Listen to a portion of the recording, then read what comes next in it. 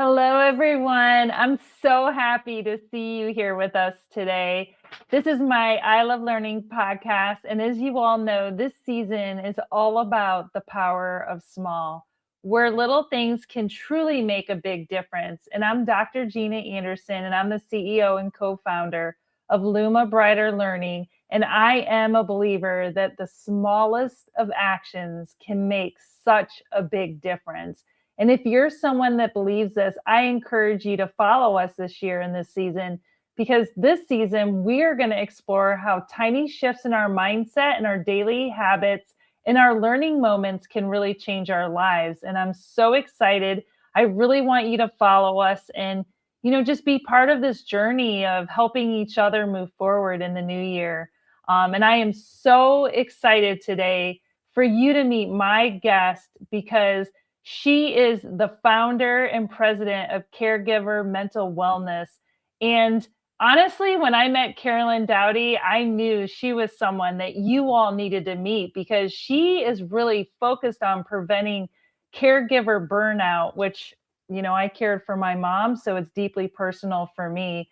But she also helps with education and awareness and advocacy to help people move forward when they're doing self-care. And she'll tell you, I'm sure she'll talk about it, but this is a topic that's deeply personal for her, because her husband suffered a stroke and Carolyn became his full-time caregiver. So thank you, Carolyn, for joining me today. I'm so glad to introduce you to everyone. Thank you so much. Why don't you go ahead and tell everyone who you are and what you're passionate about and why you're joining me today? Well, as she said, I'm Carolyn Dowdy, and I founded Caregiver Mental Wellness. I never thought at my age, I'm 70 now, that I would be doing this. I thought, I don't want to start another business. How I'm going to do that? And I have a disabled husband. Yeah. During that time that this all happened with my husband, I will say, it just stunned me, and I had this relentless burden that I had to help other people. And in caregivers, it's not just, we don't think of parents as caregivers, but we have 40 to 60% of our kids are chronically ill in the U.S. with diabetes, asthma, or cancer. And then we have our children on the autism spectrum is 1 in 31. And then we have 73 million baby boomers. Wow. Yeah. And so they're all in 5 years going to be 65 or older. And it's projected we don't have enough people born just for the silver tsunami of the baby boomers. And that's not counting the kids. Wow. And so I found out all this when I started doing research to save myself when I became a caregiver, of my husband. Yeah, I mean, that's a lot. And I've heard this from others who really focus on caregiving about the sandwich generation, right? Those are people who are caring for their parents, or they're caring for a spouse, plus they're caring for their children. So there's a lot on people's plate. And actually, Carolyn, I learned all of this, and at Luma, we actually created a compassionate care policy, because we're very cognizant and aware that there's so much that people have going on in their lives that they never, ever, ever tell you, and so you go home and you're taking care of your spouse. I have clients that I know are doing that. And I'm so glad you're here today, because you can share your perspective of how, you move forward, because this season's about the power of small. And what do you think? Like, are there small moments that you've had along your journey that changed everything for you? Because that's a big change to have to take care of someone that's your spouse or that you love. Yeah, on my journey, things you want me to talk to you about the things that really helped me, the little small Yes. things that made a Mhm. difference.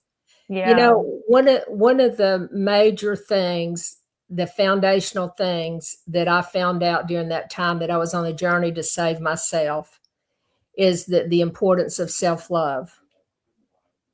That is one of the most foundational, the self-compassion of yourself. Because the thing is, all of us care about others. Everyone usually cares about others. We care about our kids, our work, but we care about the people we're caring for if they're ill or whatever, or aging. But we don't Mhm. have a self-compassion for ourselves. And a lot Right. of what I saw and what I learned is that and I knew that I didn't have enough compassion for myself. We keep pouring from an empty cup. And what it does is it keeps us in this long-term chronic stress, because 6 Mhm. months of stress can be long-term chronic stress. Mhm. And we don't if we don't conserve our energy with setting healthy boundaries on our time and energy, then we're gonna be depleted. And one of the things is, if we don't love ourselves enough, we put ourselves Mhm. last, or we keep moving the goalpost.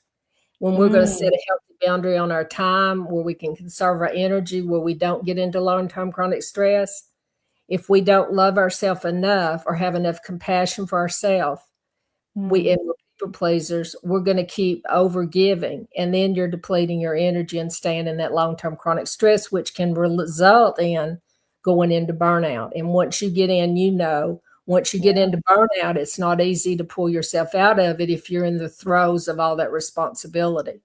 So some of the things that I've done over the years, uh, more than little small, but I mean, it's a lot of stuff, and it's on our website in the self-care program. But I meditate every morning, either 30 Mm. minutes to an hour. I settle my nervous system, I clear my mind, I set the intention for my day. And the other thing that I learned over time is to not worry about the things in the past that I can't change. And I Mm. learned mind control, to not worry or have anxiety over the things that I think will happen in the future. And so that's one of the things we teach in our self-care, is we teach you that mind control. We teach you how to do that.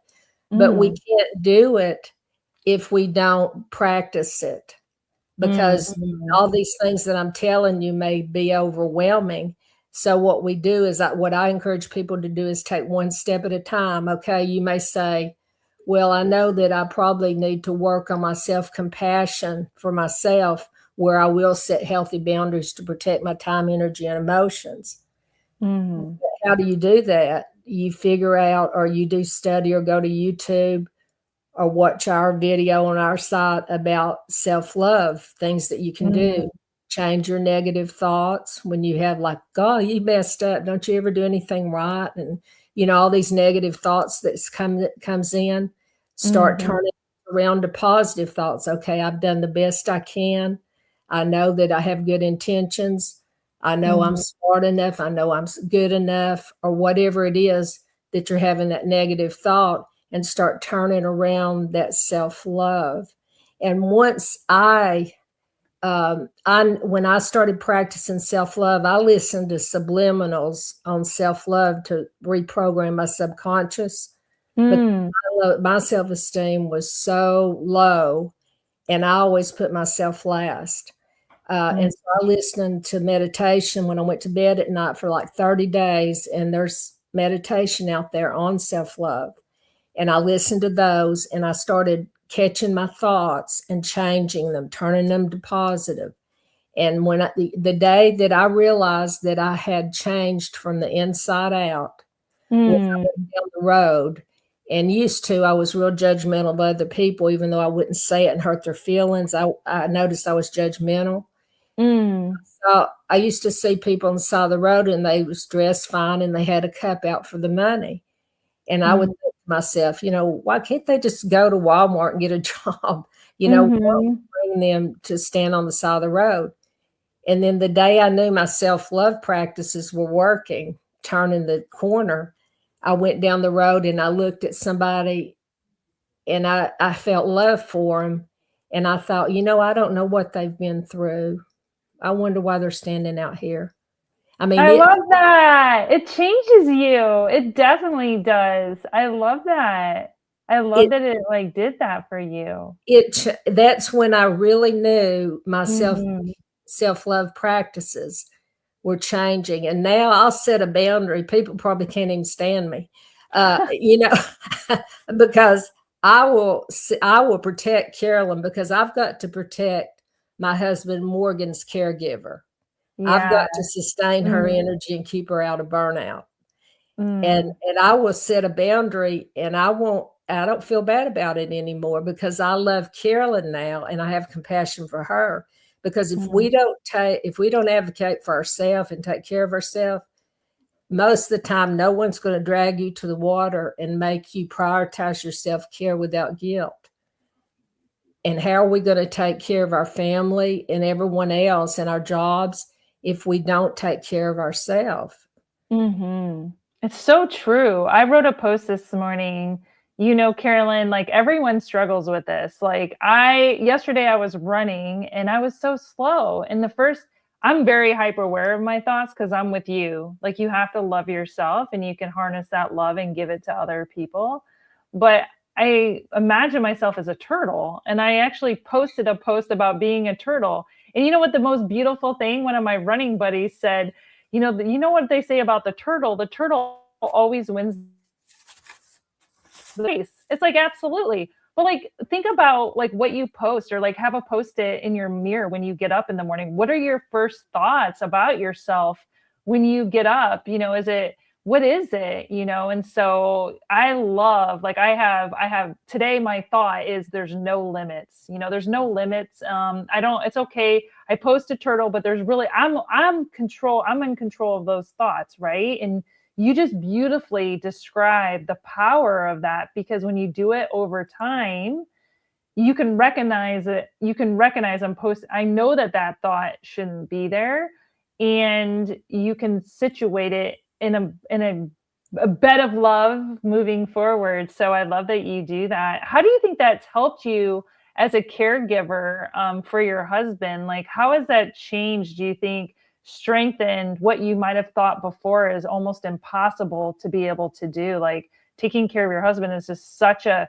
maybe that feels like, oh my gosh, like I can never really do that. How do you think that helped you, or has it? The self-love or the boundaries, or, Yeah, both. Hmm. well, like I said, if we don't have enough compassion for ourselves, we're going to move the threshold on setting healthy boundaries with our family, with our friends. And the main thing is to run this nonprofit and to help others, and to start a business and take care of my husband. It requires energy. And Hmm. uh, and so what I can say to you is that the meditation, the setting healthy boundaries, the self-love, learning effective communication, learning how to listen, because a lot of Hmm. times we waste our energy because we get into these big conflicts. You know what I'm saying? Hmm. I mean, I Hmm. even set healthy boundaries with my husband. I mean, Hmm. we set boundaries because he's cognitive and we can negotiate. And Hmm. so all this focus in prioritizing self-care and learning that without guilt has helped me take care of him more effectively. And also, because I'm happier and peaceful because of the things I do, it's not that my life is perfect. It's not that I don't have trials and tribulations. But I tell you, at my age, I'm more peaceful than I've been in my whole life. I may not always get my way, and everybody has challenges. But by focusing on my self-care and doing these things that we're going to talk about, it has changed my Hmm. life. And that's why I can smile today and say, I'm happy, because I focus on gratitude too. I get up every day and think of what I have got going for me and what's going right. And I do not focus on the negatives of things, like I wanted to have a healthy husband. I wanted Hmm. to travel when I retired. I've been in the corporate world and banking all those years and vice president of HR. I was stressed out. But now I can be happy because I know I have a purpose in life. I know that Mm. I'm helping other people. And by setting my boundaries, I'm able to keep my energy where I can do this and have a purpose. Because if all I did was a caregiver and I didn't feel like I had a life or purpose anymore, I wouldn't be a happy, peaceful person, would I? I don't think so, but I do want to ask you because last week you inspire me. So I want to ask you because last week Jill McLaughlin was on my podcast and she says that everyone should set a word of the year. So I want to know, Carolyn, what is your word of the year and what does it mean to you? Well, intention is the word. And I Oh. think I think that we have to be purposeful in what our attentions are. And so we can get up, like even, you may say, well, I'm a caregiver, I've got kids, I don't have time, I got to go to work. I don't have time to meditate or center myself and really listen to my inside person.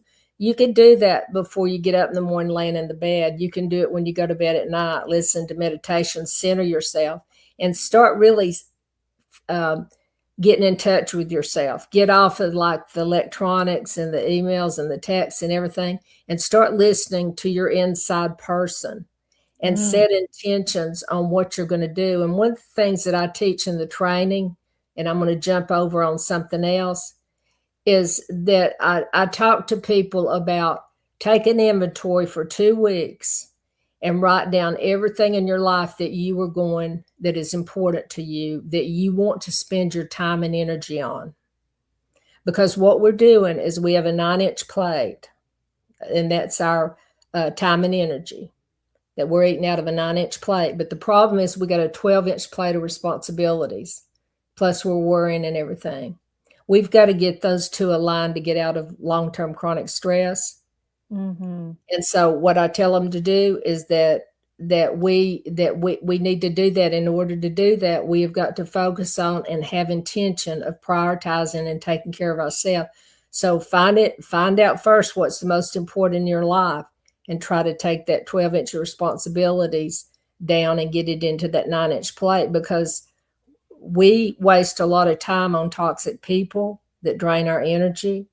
Isn't that the truth, Carolyn? Yes. And so I start distancing those people. I don't tell them that I'm going to start distancing them, but less and less I'm around. So that's why it's so important to sit down and take an inventory for 2 weeks. What is draining my energy unnecessarily? Mm. And then take that and then just work on what you've got to do. If you've got a sick child, a sick husband that's a vet, you got to go to work every day. You got to take care of yourself, your partnership, your family. That's a lot right there. We don't have time for all this toxic stuff. And so how are we going to distance that or cut them out of my life? I've actually cut people out of my life that I saw that was draining my energy, because we've got an energy cup. And if we do not keep that balance, that harmonize with work and everything else, what I keep bringing up is we're going into that long-term chronic stress, which can result, it can result in diabetes, high blood pressure, depression. It can go into addictions to drugs, alcohol, internet, food. I mean, Wow, the so, list and just then, goes on and on. It just goes on and on. that's right. And then when we get into that, the drugs and alcohol, then all that is directly affecting our aging and most vulnerable that we're caring for. Because Mm. as the caregiver's health declines, the care of our most vulnerable deteriorates. Do you see what I'm saying? It just flows in. Absolutely. Absolutely. Carolyn, you are such a beautiful light. I appreciate talking to you. We could talk all day. I wanted to ask you, so next week we're going to have a guest. Her name is Taylor Vanden Stoven, and she is in the logistics space. She is a beautiful human. I met her in person actually in North Carolina last year. What do you think we should ask her next week on our podcast? Okay, what the question is, what is one small realistic habit you've seen that makes the biggest difference in preventing burnout for you? Oh, I like that. Man, I think that's a great question, and I can't wait to see how she answers that. I'm thinking about how I would answer that. Where do you think, Carolyn, if someone today is looking for inspiration, maybe they've lost their passion for learning and they don't know how to move forward, what advice would you give them as their next step into the new year? If you tell me that you had lost your passion for something, I would say you're overextended and overwhelmed. I would say you've got a 12-inch plate of responsibilities and you need to get it to your 9-inch plate. That Let's would be do the first. that. That's Yeah. the first thing, because that is one of the symptoms of burnout, is when you lose your passion, you don't have interest in other things you used to, you don't find joy anymore. And I would say that if you're in burnout, consider a therapist or a healthcare provider, because it's very hard to pull out of it. If you just have some symptoms of burnout, I would say really get on a self-care program. But that's what I have to say. I think that you're overwhelmed, and to get that passion back, you're going to have to center yourself, maybe meditate and start reflecting on the inside. Try to quit worrying about the past and the future, and really get in contact with your intuition and yourself, because that creativity and joy will come back. But if you're overwhelmed and you're ignoring it and not prioritizing your self-care, you're just heading towards like a frog sitting in a pot, slowly cooking like on burnout. We don't want that. We don't want anyone cooking like a frog, Carolyn. No way. All right. So your website, caregivermentalwellness.com. Where else can people learn about? I know you have some really good education material. Where can they learn about you? Where can they access more information about your business and your passion of who you are? Well, go to caregivermentalwellness.com, and on the navigation bar, click self-care videos, and we have them for parents, grandparents, seniors, and a caregiver lifeline that was for any type caregiver. And then we have Speak Up for Teens, is for youth caregivers on there. Wow. But basically, I'll tell you a secret. The adult. What's it? The secret is the self-care videos, the adult ones, chapters 2-8, will help anyone that wants self-care, what we talked about today. Okay. Because what we teach will help anyone. It's just we focus them on the caregivers. Okay, I love that's that. where you can get the information. You can also contact us through our contact page also. Okay, I'm going to put your LinkedIn page there too. Carolyn, this is our this is my first podcast of the year, 2026. So give us some lasting advice, and send us off today with all the goodness and love that you give, and the bright light that you're giving all of us today. Okay. What I want to tell you is I want you to prioritize your self-care without guilt. And then I want you to learn to ask for help. That's the two main things. That's the two main things, because you know, a lot of times we're like me, it's hard for me to ask for help. That is so important for someone that's got a lot on their plate, is learn to ask for help. People want to help you, but they don't know. That's a good one. I am so glad you do this. Thank you so much for coming on my podcast today. You're beautiful. Thank you so much. Well, everyone, you heard it from Carolyn. Ask for help. And that should be our code word for this upcoming year. We appreciate you all. Thank you all. If you all like my podcast and the people, go ahead and like and follow the show. And until next week, we'll see you. Be safe and be kind. And we will see you next week. I'm going to play my out. We'll see you there.